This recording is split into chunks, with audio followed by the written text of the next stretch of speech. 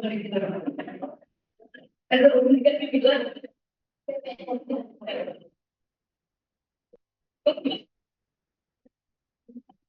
selamat malam. Assalamualaikum warahmatullahi wabarakatuh.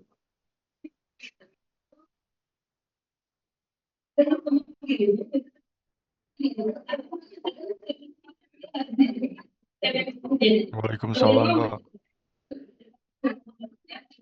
Eh, Bentar ya, saya coba. Ini saya agak sedikit jaringannya eh, agak sedikit terhambat. Hmm, Untuk absen karena tadi ada yang ini ya, absennya tadi ada yang udah ini ya, udah ada yang nggak bisa absen ya, karena kan kelas yang sebelumnya jadwalnya di sore hari. Jadi saya coba absenin ya. Eh,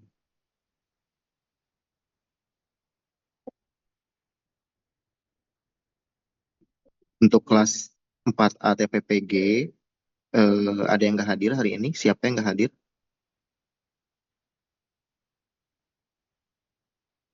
Alam Maulana hadir nggak?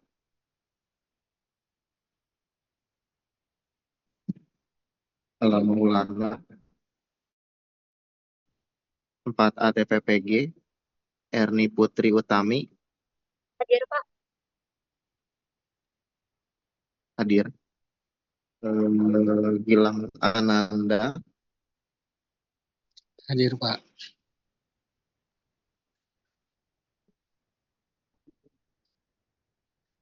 Gilang hadir Pak. Gilang Gilang Halimah, Kikia,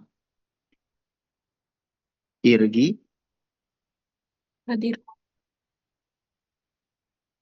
Kirana, Hadir, Pak. Mohon maaf Pak, Irgi hadir Pak sebelum perjalanan. Irgi hadir ya. Eh, Kirana,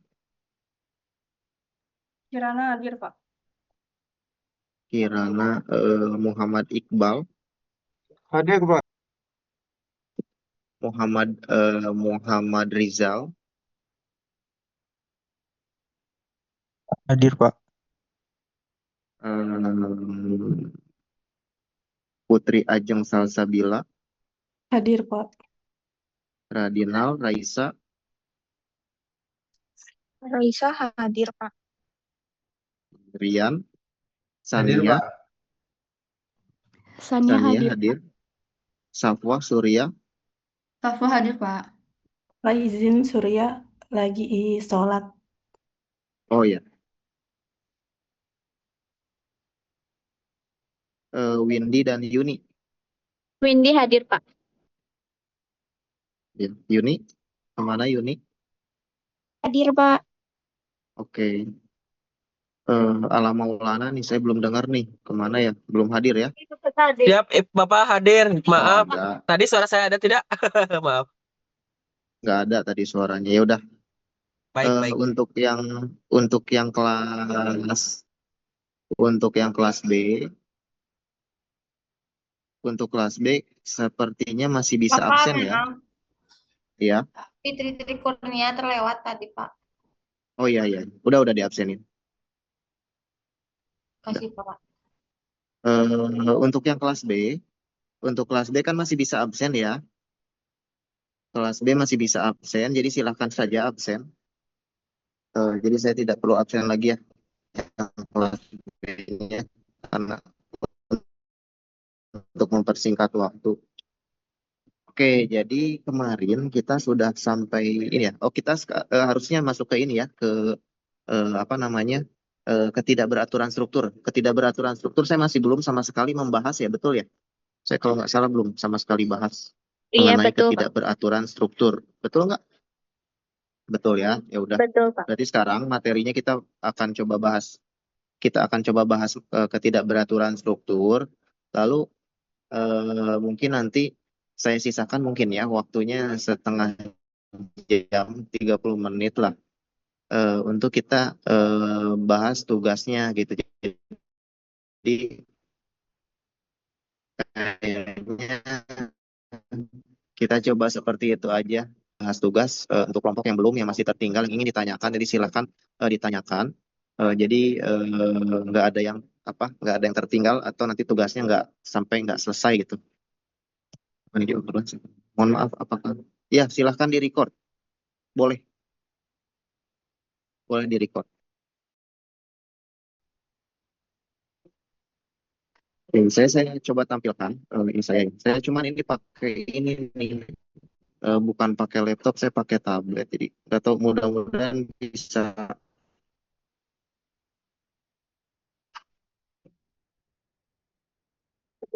layar.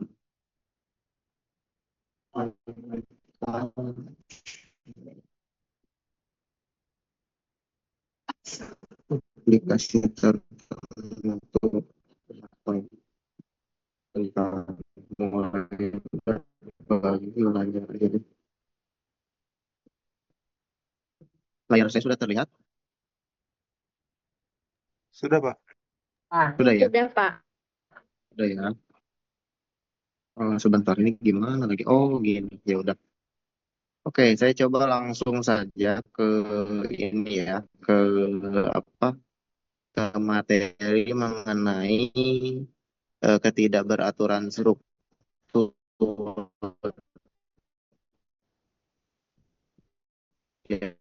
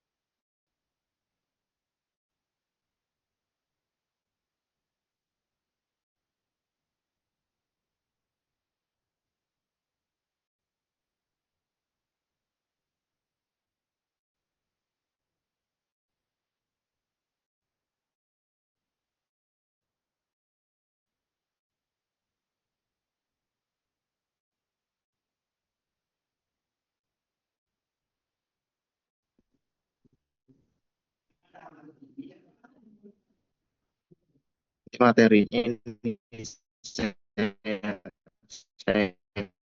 kasih.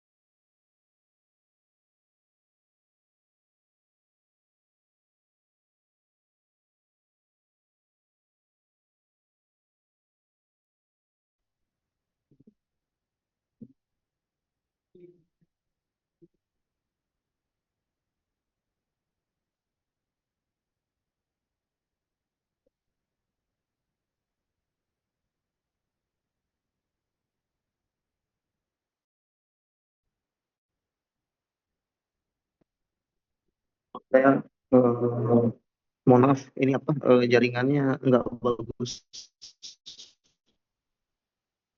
Mohon maaf, jaringan saya kurang bagus.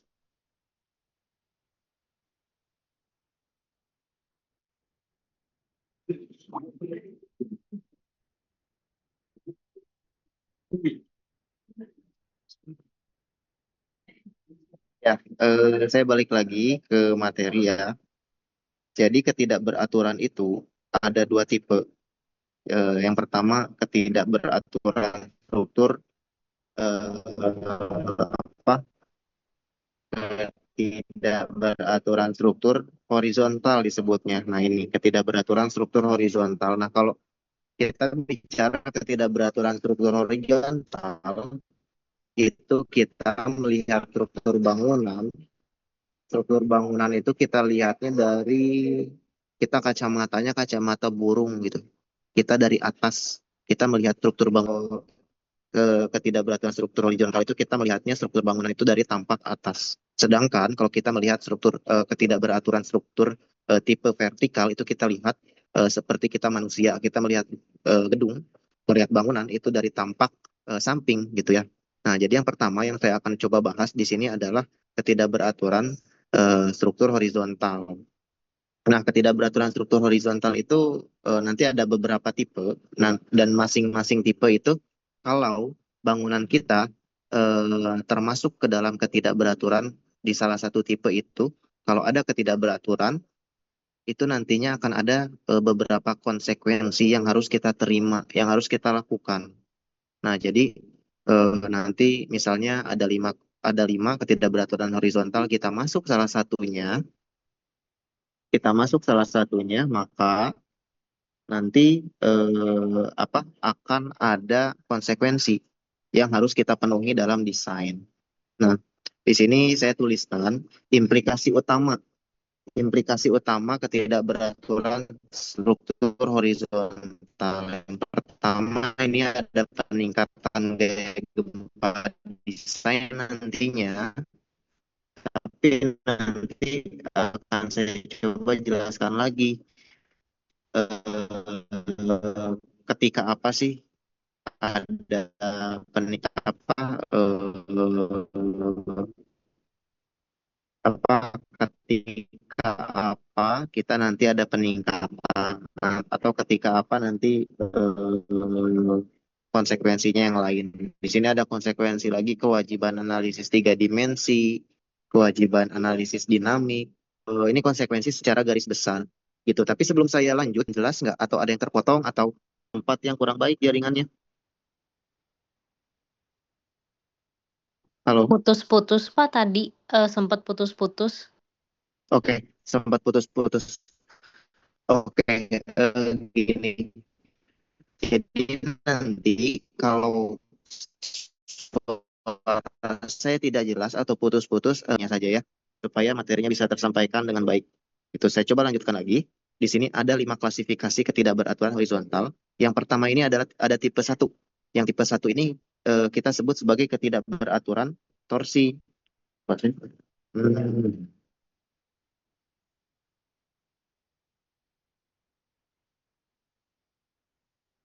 Hmm, sebentar ya, ini gimana ya caranya?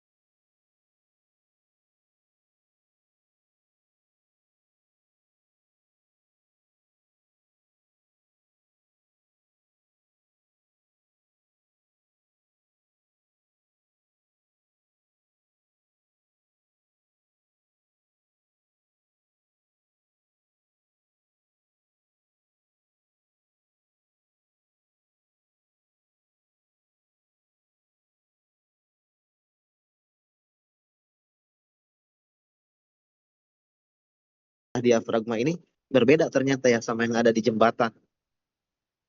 Jadi diafragma itu kalau yang saya pahami, jadi kalau tadi ada yang bilang balok, ada yang bilang apalagi penyalur beban gitu ya. Ya, jadi kalau kita lihat diafragma itu sebetulnya apa sih elemen diafragma itu? Ya elemen diafragma itu ya elemen apa namanya pelat lantai. Pelat lantai dan balok itu diafragma pada bagian gedung. Khususnya pelat lantai lah. Khususnya pelat lantai itu dia disebut sebagai diafragma.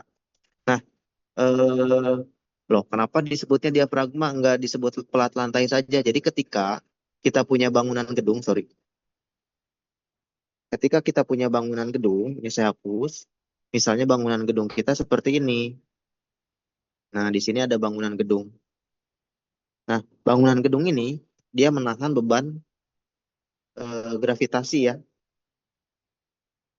Ya, ketika dia menahan beban gravitasi, ketika dia menerima beban gravitasi itu biasanya kita sebut sebagai pelat lantai dan balok gitu ya. Karena jadi satu kesatuan lah ya pelat lantai dan balok itu ya.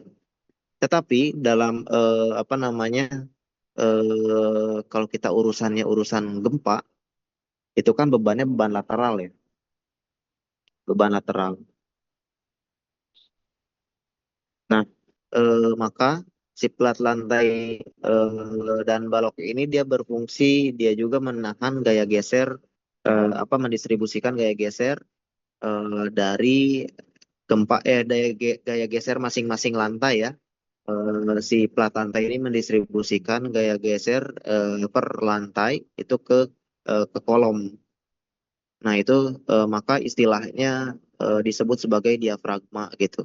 Jadi ketika dia menahan bebannya beban lateral, maka dia fungsi dan namanya kita sebut sebagai diafragma. Tapi ketika dia menahan beban apa namanya itu menahan beban gravitasi ke arah bawah, itu kita sebut sebagai pelat lantai gitu. Gitu. Jadi ya semacam istilah saja lah ya, tapi kita perlu tahu gitu. Jadi diafragma itu ya pelat lantai, kesatuan antara pelat lantai dan balok. Nah, di sini ada namanya diskontinuitas diafragma. Jadi ada diskontinuitas pada pelat lantainya gitulah kita sederhanakan. Jadi kalau di sini eh, saya tuliskan penuhi kriteria SNI, penuhi salah satu. Yang pertama luas bukaan ekstrim, area lubang void di atas atau lebih besar dari 50% dari total luas lantai bruto.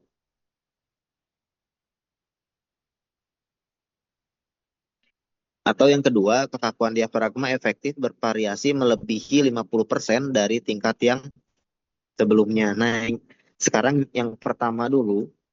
Jadi, kalau yang pertama itu, kalau saya punya seperti ini, di sini ada bukaan. Nah, berapa luasnya? Luasnya berapa? Ini kita bandingkan dengan total luas lantai bruto ya. Kalau total luas lantai bruto ya berarti yang luarnya seluruhnya ini kita hitung ya. Nah, maka kita bandingkan antara luas void atau bukaan dibandingkan dengan ini. Jadi luas bukaan dibagi dengan luas bruto. Kalau hasilnya lebih besar dari 0,5 ya atau 50% ya. Kalau dikali 100 kan jadi 50% gitu. Atau lebih dari 50% maka dia akan masuk ke tidak beraturan diskontinuitas diafragma gitu. Jadi itu yang pertama.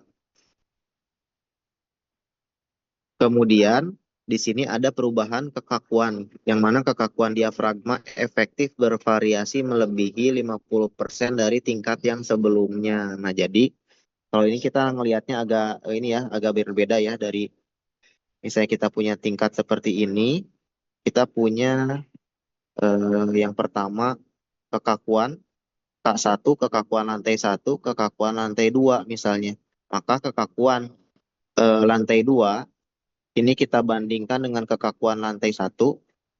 Kalau dia lebih besar dari 0,5, maka dia masuk juga ke tidak beraturan diskontinuitas diafragma gitu. Nah, ini cukup salah satu yang dipenuhinya gitu. Nah, biasanya kan kalau saya sih paling sering melihat ya udahlah lihat aja nomor satunya.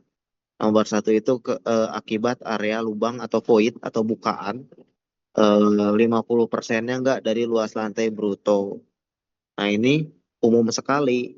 Umum sekali diskontinuitas diafragma ini kira-kira pada struktur bangunan apa?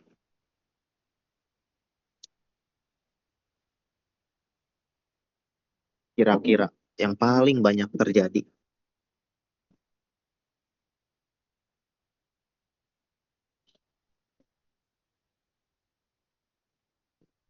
Kira-kira paling banyak terjadi pada struktur bangunan apa? Gudang bukan, Pak? Gudang, enggak. Paling banyak terjadi itu di mall. Kan sering ke mall kan? Sering jalan-jalan. Iya, Pak. Ya banyak poinnya, Pak. Iya. Di mall itu tengah-tengahnya void besar sekali. Bener nggak? Karena supaya orang yang datang ke mall itu bisa ngelihat ke bawah kan, gitu kan? Nah, itu kan ini voidnya besar sekali dan mungkin bisa jadi 50%-nya gitu. 50%-nya dari luas total bruto si lantai.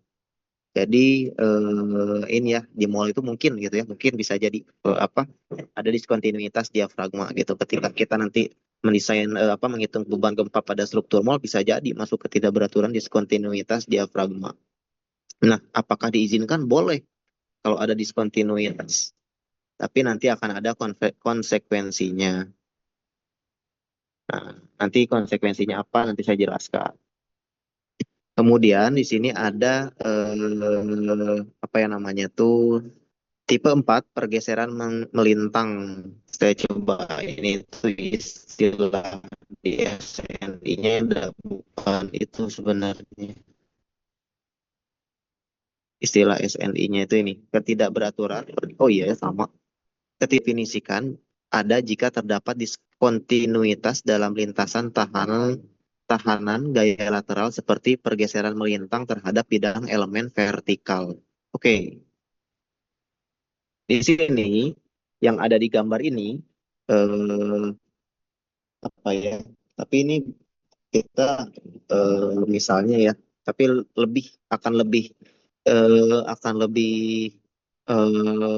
mudah sih kalau yang ini saya menjelaskannya akan lebih mudah kalau saya tampaknya tampak samping dulu nih.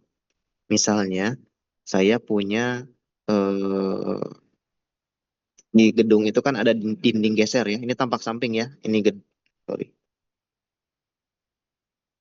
saya hapus. Nah, ini misalnya di gedung kita ini gedung gimana ya? Inilah di gedung kita ini kita ada dinding geser. Ini lantai 1 ya. Ini dinding geser lantai 1. Kemudian di sini ada pelat lantai. Terus ke sana. Nah, kan biasanya kalau dinding geser itu atau dinding geser atau kolom itu kan kita bikinnya menerus ya. Enaknya kan gitu ya, menerus. Gitu karena ada hal-hal tertentu yang mengakibatkan dinding geser itu yang harusnya menerus dia jadinya nggak menerus. Nah, jadinya di sini gini, gini, gini, gini. Nah, si dinding gesernya jadi gitu posisinya.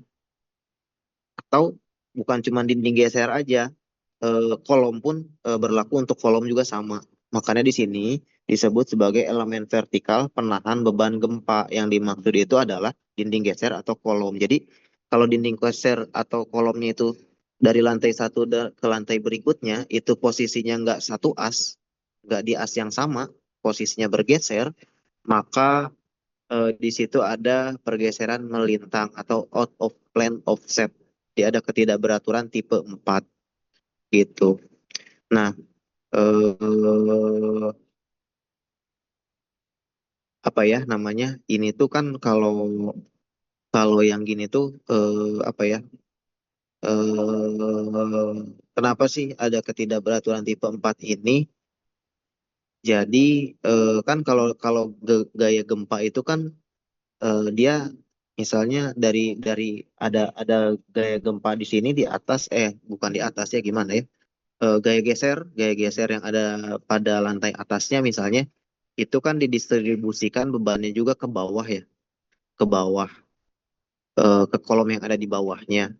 Nah, si gaya geser antar lantai yang ada di atas itu kalau elemen vertikalnya itu dia tidak satu garis, tidak ada di as yang sama, maka nanti dia didistribusikan dulu ke pelat yang ada di bawahnya atau ke balok yang ada di bawahnya baru dia ke oh ya warnanya saya ganti. Dia dari sini didistribusikan dulu ke pelatnya baru dia ke kolom yang ada di bawahnya. Nah, jadi distribusinya itu jadi kayak eh, nggak langsung lah, nggak langsung dari dinding geser yang bagian atas ke bawah atau dari pilar yang bagian atas ke bawah gitu. Jadi harus numpang bidang horizontal dulu gitu ya, sebelum dia didistribusikan ke bawah. Nah, si gayanya itu. Jadi tipe keempat ini seperti itu saja. Nah, di sini saya tuliskan implikasinya nanti kita coba bahas lagi lebih jauh, lebih dalam. Elemen yang menopang dinding diskontinu wajib dirancang menggunakan faktor kuat lebih. Gaya desain dinaikkan 2,5 sampai 3 kali lipat. Nah, apa maksudnya nanti kita bahas. Oke, yang kelima di sini ada tipe 5 ini ada sistem non paralel. Dinding geser atau kuartal diletakkan tidak sejajar. Tidak maksudnya kita punya bangunan. Kalau kita bikin bangunan itu kan simetris-simetris aja ya. Kita bikin bangunan misalnya persegi panjang kayak gini. Gini. Lalu di sini kita ada kolomnya. Kolom, kolom, kolom, kolom. Nah, ini kan si kolom ini tuh adanya apa ya namanya tuh simetris lah terhadap sumbu ortogonal tuh X, Y terhadap X dan terhadap Y gitu ya. Nah, terus kita juga di sini punya misalnya dinding geser. Dinding geser itu misalnya gini. Nah, dinding geser itu gini, misal atau misalnya ada lift, maka kita bikin dinding gesernya udah kayak gini gitu ya. Biasanya ngebentuk ngebentuk U gitu ya, ngebentuk si lift itu sendiri gitu. Nah, dia kan bentuknya itu ya udah kalau nggak ke arah X, ke arah Y si dinding geser itu ya. Nah, tapi mungkin ada juga beberapa tipe struktur bangunan yang arsiteknya itu rada-rada aneh-aneh gitu ya bikin desainnya sehingga memaksa kita untuk membuat dinding geser itu nggak ke arahnya itu nggak sumbu utama gitu ya bisa jadi dinding gesernya itu miring misalnya kayak gini. Nah, ketika ada yang seperti itu, maka dia masuk ke dalam ketidakberaturan tipe 5 atau ketidakberaturan non paralel. Jadi nanti di situ saya tuliskan implikasinya itu wajib memodelkan kombinasi beban silang. Nah, nanti seperti apa itu saya akan coba jelaskan. Kita coba akan bahas lagi ya. Eh,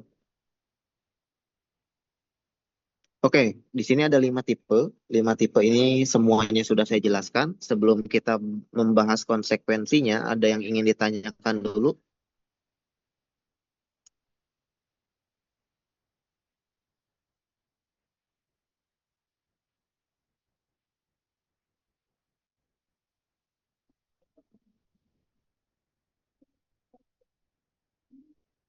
Ada 39.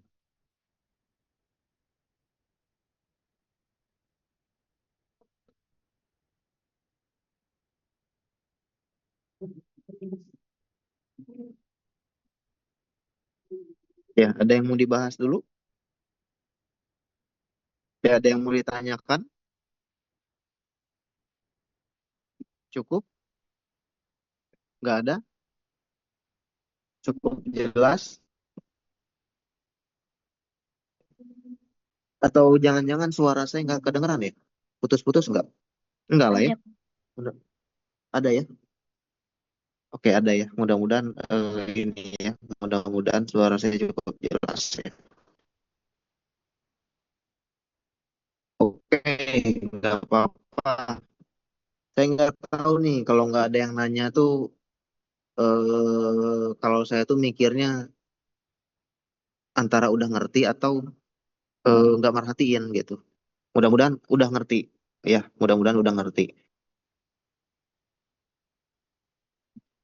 Oke, yang konsekuensinya di sini saya coba tuliskan atau saya coba tabelkan ya. Ini sebetulnya konsekuensi ini ada di tabel yang di sini. Kalau di SN itu ini tabel 13 14. Nah, ini konsekuensinya. Jadi kayak gini cara membacanya. Ketika struktur kita masuk ke tidak beraturan torsi, misalnya nomor 1A, maka di sini ada referensi pasal. Maka kita di sini referensi pasal, kemudian ini ada KDS atau kategori desain seismiknya, kita gedung desain seismik. Nah, di tugas masuknya apa? Kategori desain seismiknya, contohnya di tugas A, B, C, D, E, F. Kalau yang kelompok saya Tuh, itu D kalau gak salah Pak, soalnya rumah sakit. Kebanyakan di D, Pak. tugasnya apakah masuk kategori A, B, C, D, E, F? D, Pak.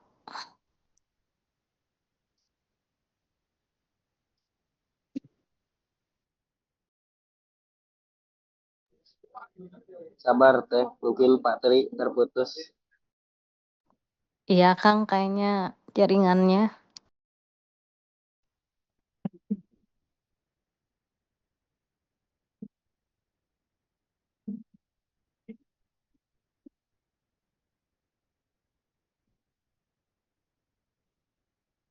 Putus lagi saya tadi.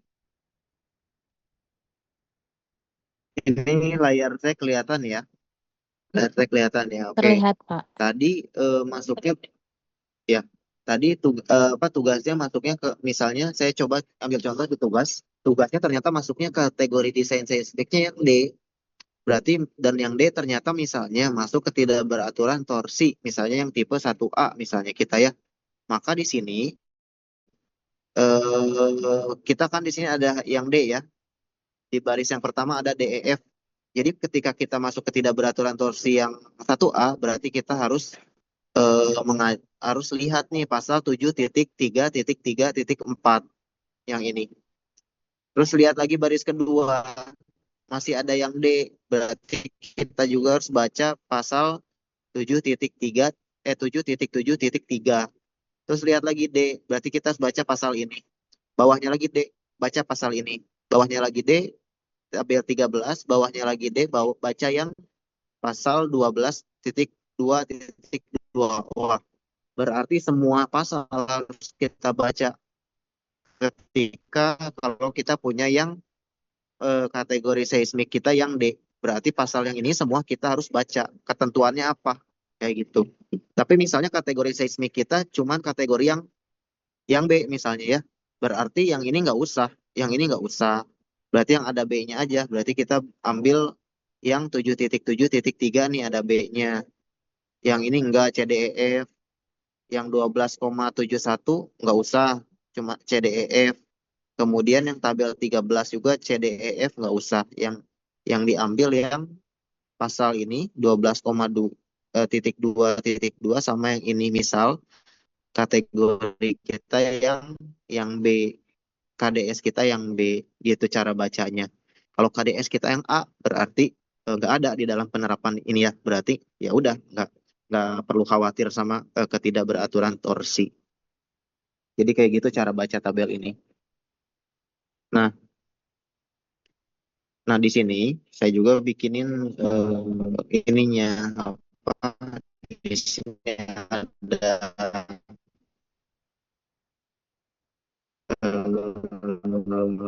saya dapetin referensinya juga ini. Apa namanya? Yang pasal-pasal tadi itu sudah dinomorkan nomor 1, 2, 3, 4, 5. Jadi supaya nggak usah ngelihat pasalnya lagi lah, gitu ya. Tapi itu 1, 2, 3, 4, 5 itu referensinya mana? Referensinya yang ada di tabel tadi, yang ada di pasal-pasal tadi, gitu. Nah di sini, aduh, nah di sini ada D truf F ya. Berarti dari D sampai F, dari C sampai F, dari B sampai F, dari C sampai F. Tadi di tugas kita itu di D, berarti semuanya masuk 1 sampai 5. Jadi si remedial measure ini ya konsekuensi yang harus kita ambil ketika bangunan kita ternyata masuk ke ketidakberaturan torsi 1A, berarti kita harus ambil konsekuensi nomor 1 sampai 5. Nah, apa konsekuensinya? Konsekuensinya ini. Nomor 1 sampai 5. Di sini ada nomor 1, increase design force determined by static procedure 25%. Jadi beban gempa statisnya ditingkatkan sebesar 25%. Apa kan Bu Amira sudah mengajarkan ya gempa statis sama gempa dinamis. Gempa statik ekivalen ya dengan beban gempa dinamis yaitu dengan menggunakan respons spektrum. Nah, beban gempa dinamisnya itu di increase atau ditambahkan ditingkatkan sebesar 25%. Jadi beban apa gaya geser gempanya dikaliin aja dikali 1,25. Sebentar. Ini saya udah Indonesiain. Ini dia. Saya udah Indonesiain. Tingkatkan gaya gempa desain melalui prosedur statis sebesar 25% untuk sambungan diafragma ke elemen vertikal dan ke kolektor gitu ya. Jadi diperbesar sebesar 25%. Kemudian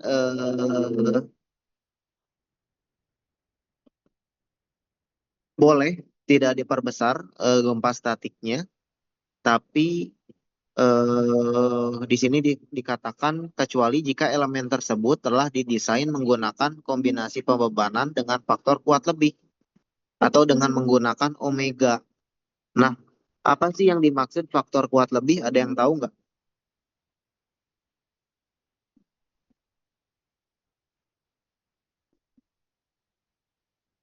Ada yang tahu faktor kuat lebih itu apa? Atau omega itu apa? Yang dimaksud omega?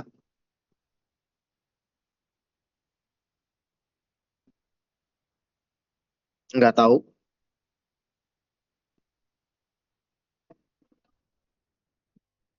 Oke, nggak apa-apa.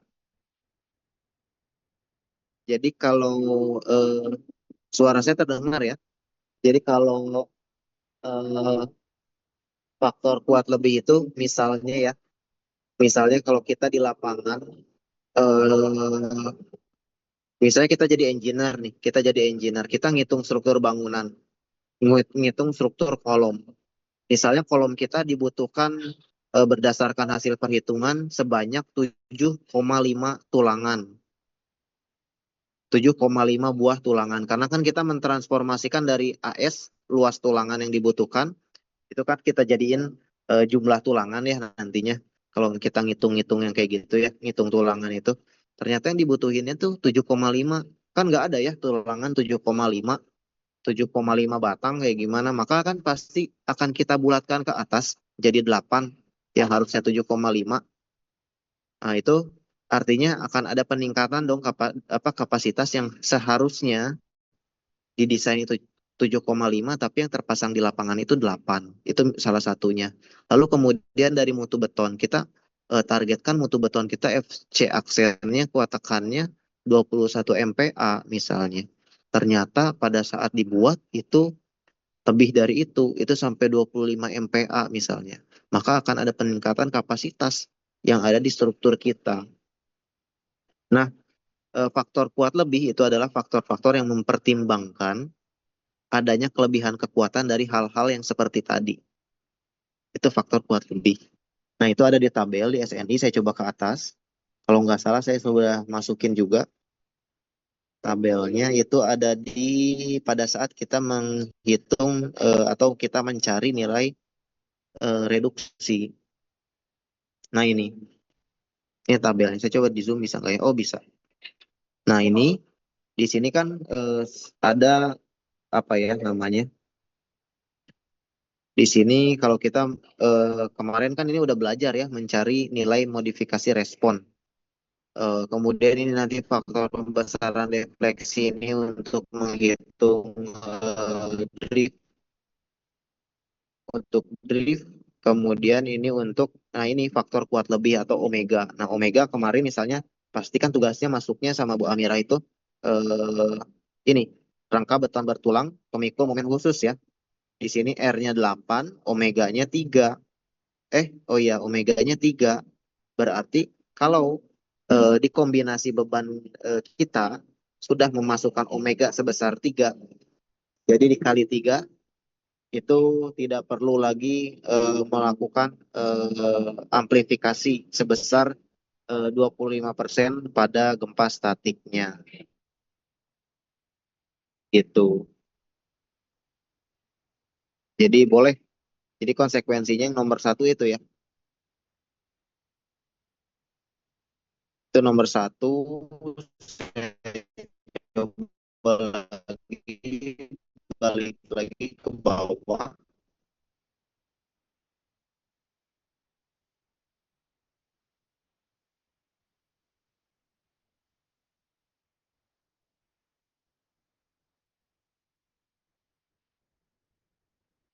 Oke, tadi itu nomor 1, lalu nomor 2 di sini, saya yang Indonesia aja. Kalikan MTA yaitu momen torsi akibat torsi tidak terduga dengan faktor amplifikasi sebesar yang di sini faktor amplifikasinya itu dari delta dikuadratkan, tapi tidak boleh lebih besar dari harus kurang dari 3. Nilai amplifikasinya itu harus kurang dari 3 gitu. Nah, itu sebetulnya kita punya momen torsi, ya kita tinggal kalikan saja nantinya dengan misalnya dapat faktor amplifikasinya itu AX-nya itu 2, ya udah berarti MTA momen torsi akibat torsi tak terduga itu kita kalikan dengan faktor amplifikasi si torsi. Lalu yang ketiga, lakukan konsekuensi yang ketiga, lakukan analisis dinamik 3 dimensi dengan mempertimbangkan kekakuan diafragma dengan seksama. Gunakan properti penampang retak. Oke.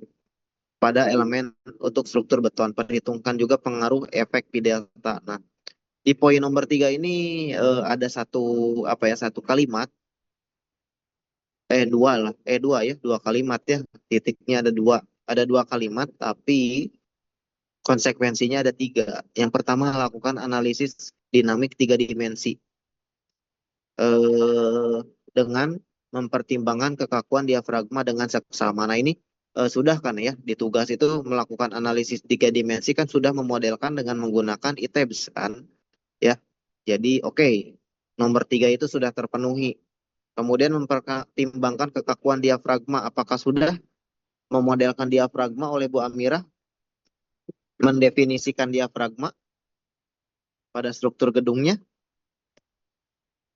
Harusnya sih sudah ya, harusnya. Tapi saya nggak tahu. Kalau udah diajarin sih harusnya udah, Bu Amira udah mendefinisikan diafragma di ITEBS itu kan sudah lah ya. Sudah pernah ya harusnya ya.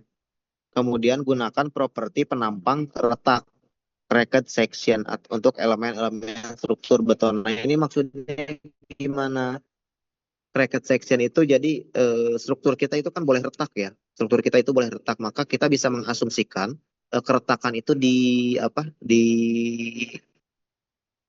dalam pemodelan. Bagaimana mengasumsikannya? Kita bisa mereduksi nilai kekakuan dari struktur kita. mereduksi kekakuan. Jadi kalau misalnya elemen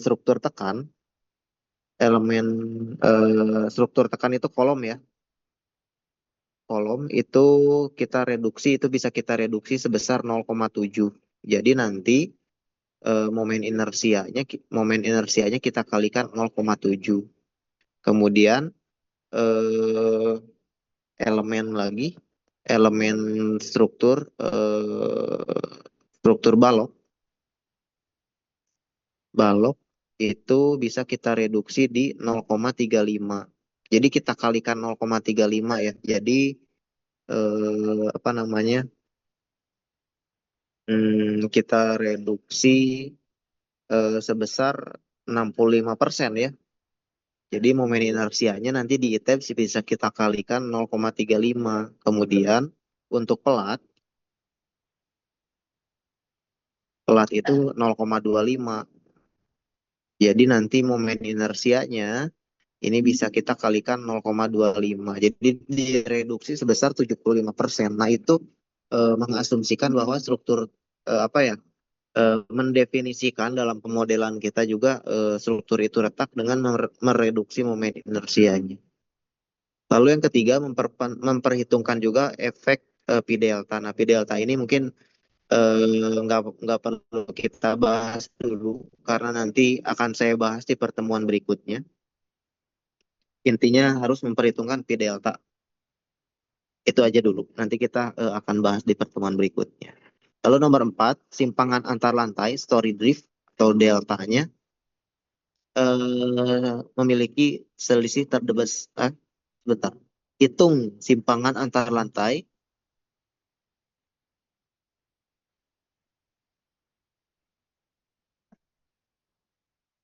sebagai selisih terbesar dari lendutan atau defleksi di sepanjang tepi struktur pada bagian atas dan bawah lantai ditinjau dari itu ya. Coba sebentar. Saya lihat yang Inggrisnya.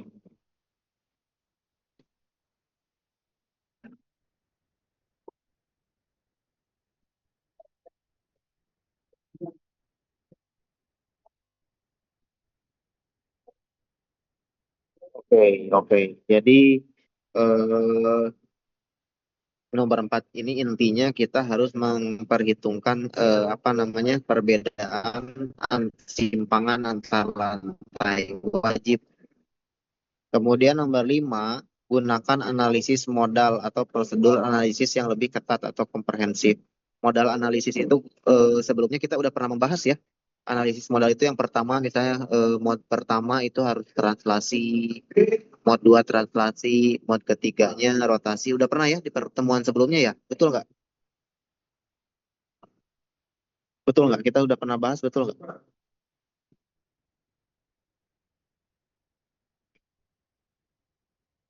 Kalau ada nggak?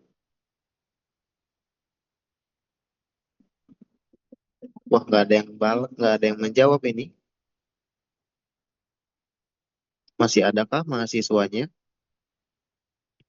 Atau jaringan suara saya kurang terdengar dengan baik? Saya sih ada Pak suaranya. Aman. Materinya yang Ada tadi. ya.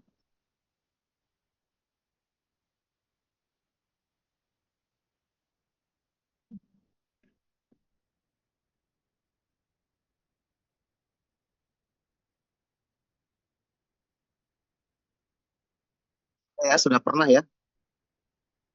Pernah, Pak. Ini nggak gerak. Sudah ya, ya udah kalau sudah saya nggak usah bahas lagi kalau gitu.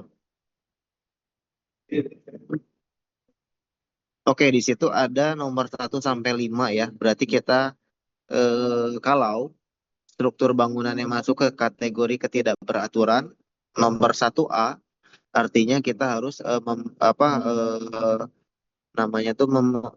ada konsekuensi yang harus dipenuhi nomor 1 sampai nomor 5 kalau KDS kita, kriteria desain seismik kita itu masuknya yang D. Nah, ini di sini SDC ya. SDC ini sama dengan KDS. Ini sama saja dengan KDS, cuman di bahasa Inggris kan.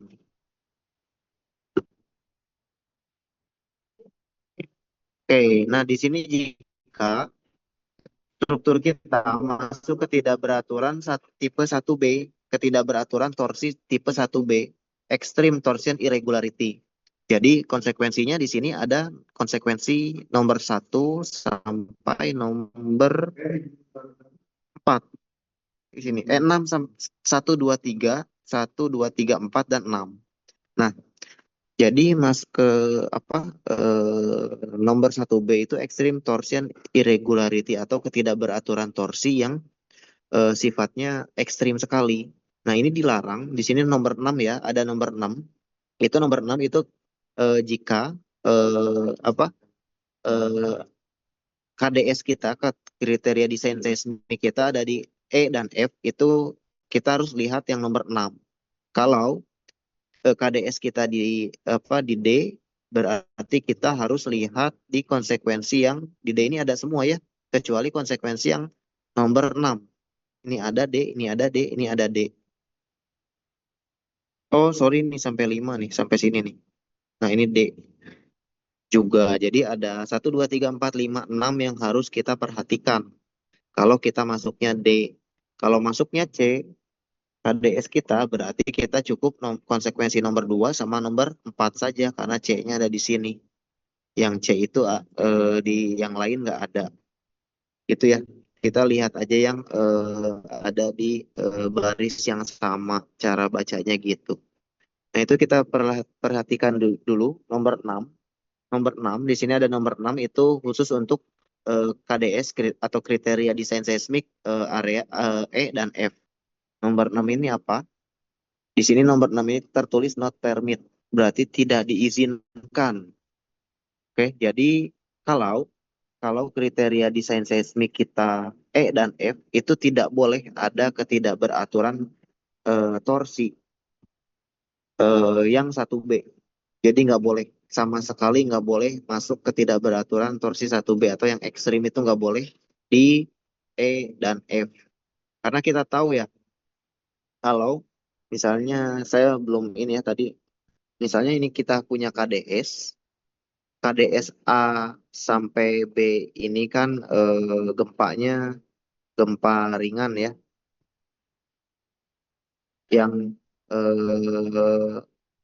C sampai D ini gempanya sedang, termasuk kategori area gempa sedang. Kemudian E sampai F ini kan kita tahu gempanya ini gempa besar, area gempanya besar. Nah, jadi dia nggak boleh ada di E sampai F karena di E sampai F ini gempanya itu besar di situ. Area gempanya itu wilayah gempanya itu kuat kalau masuk ke kategori E dan F gitu. Jadi nggak boleh ada ketidakberaturan torsi yang ekstrim. Jadi gimana kalau sudah terlanjur ada ketidakberaturan torsi yang ekstrim di bangunan kita? Itu bisa kita tambahkan dinding geser. Kan tadi kalau misalnya ya, misalnya kita punya apa sih yang mengakibatkan ketidakberaturan torsi? Salah satunya eh, apa namanya tuh center of rigidity-nya misalnya. Jadi center of rigidity-nya nggak pas gitu ya, mengakibatkan torsi. Jadi kita bisa tambahkan dinding geser pada area apa? Pada area yang ini kita bisa tambahkan pada area yang lunak gitu ya.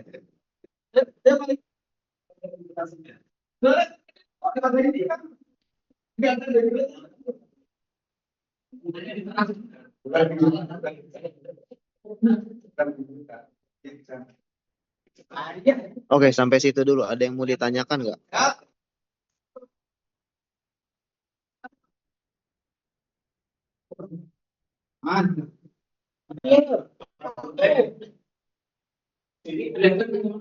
Sampai situ ada yang mau ditanyain nggak?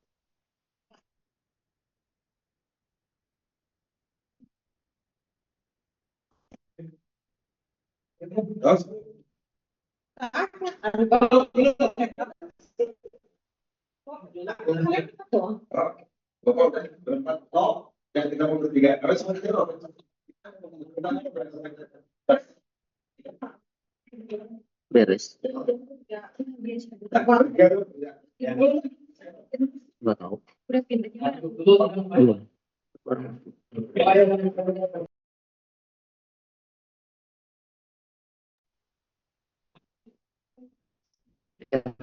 Ada yang mau ditanyain dulu nggak?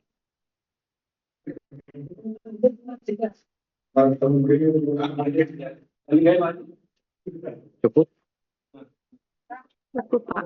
Lupa. Ada yang mau ditanyakan? Cukup. Oke, kalau cukup mungkin materinya saya batasi dulu sampai sini. Ini situasinya agak nggak kondusif ya. Nanti saya lanjutkan saja materinya. Tapi kalau dari tugas ada yang mau ditanyain nggak?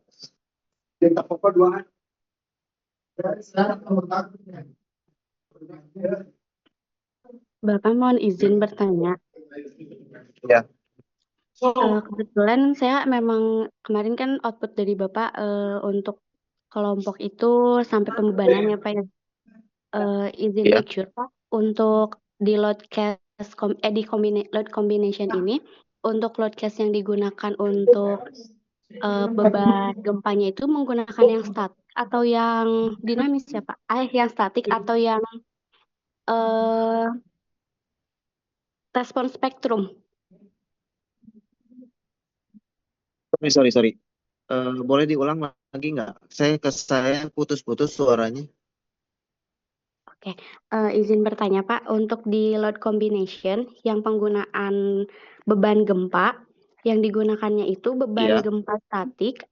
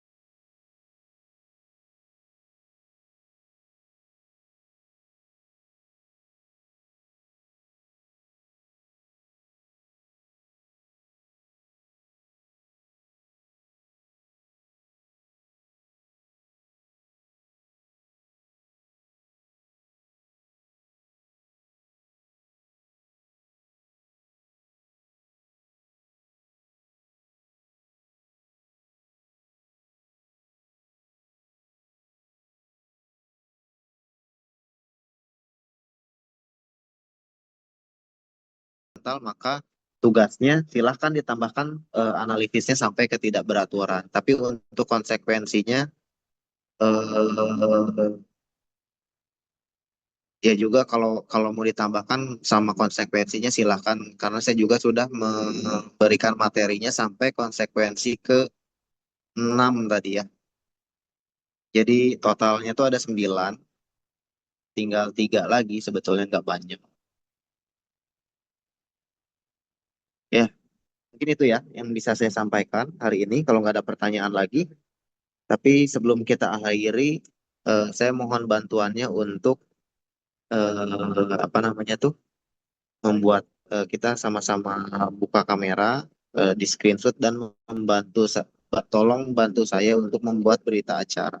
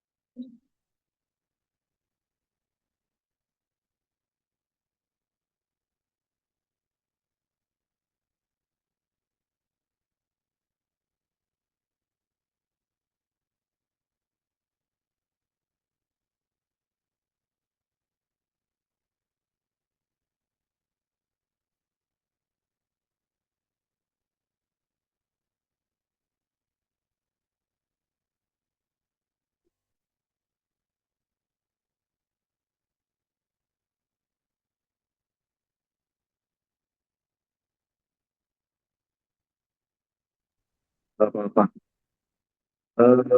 Yang bisa menyalakan kamera dinyalakan ya. Tapi kalau nggak bisa, terpaksa ya nggak apa-apa. Sudah di screenshot sudah. Bentar, Pak. Slide 1 dulu. 1, 2, 3.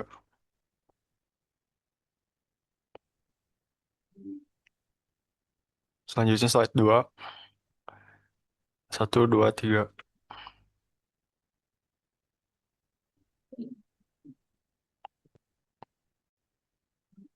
Sudah, Pak. Ya, oke. Kalau gitu terima kasih ya. Perkuliahan hari ini izin saya tutup. Assalamualaikum warahmatullahi wabarakatuh. Waalaikumsalam. Terima kasih, Pak. Terima kasih, Pak. Iya.